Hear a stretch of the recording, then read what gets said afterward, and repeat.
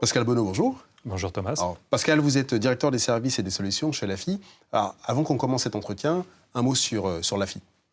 LAFI est un revendeur informatique. Nous vendons des produits et des solutions et nous vendons tous les services qui accompagnent la vente de ces produits de telle façon à ce que nos clients puissent avoir les solutions qui leur correspondent.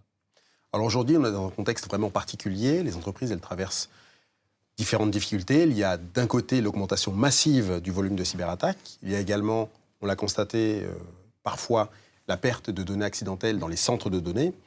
Quelles décisions doivent prendre les entreprises en termes d'infrastructure IT ? C'est très important dès le départ que les entreprises se posent la question sur la qualité de leurs données.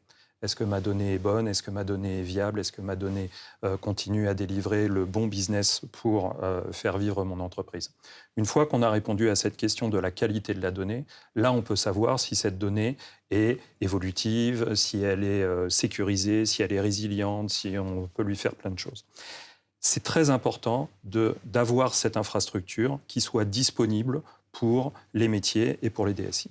Alors Pascal, j'ai évoqué à l'instant, pour ma première question, la question de la perte de données.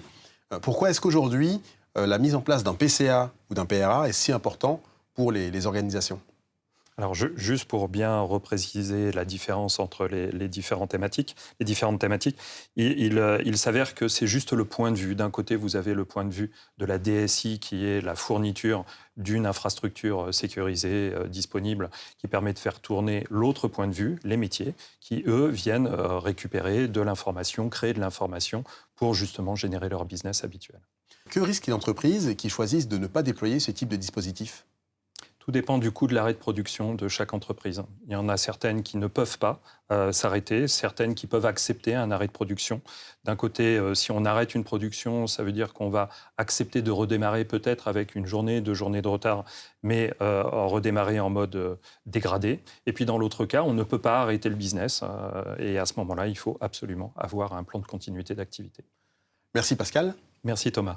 Quant à moi, je vous donne rendez-vous le 8 juin prochain pour un webinaire avec LAFI, au cours duquel nous aurons le plaisir d'aborder toutes ces problématiques. Nous décrypterons ensemble les enjeux du système d'information.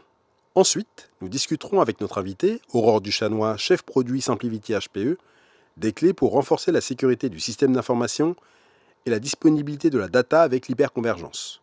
Enfin, nous conclurons en évoquant les défis à relever pour les DSI dans les prochaines années et comment y remédier. D'ici là, prenez soin de vous et à bientôt.